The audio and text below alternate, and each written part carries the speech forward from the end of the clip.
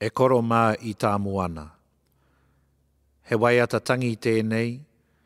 i titoa e hia tangata, mō te tahi o tātou tipuna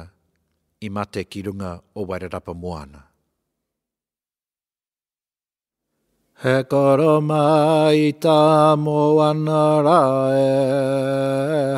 e ko wai tō tātā, ko tō tātau taina pāparae,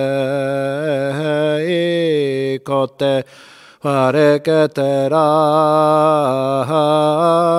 mō ngā tau matara ia e mō tiro tiro te whatua e mō ngā whanarere ki tuku wahine rā e taku moko puna e kai ngā maira e te waia e te wai marutuna te wai rākaua e he ware no taua e hika e kona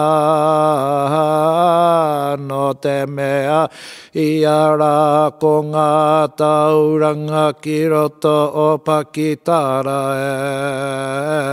e nā o kau e wai ho ai.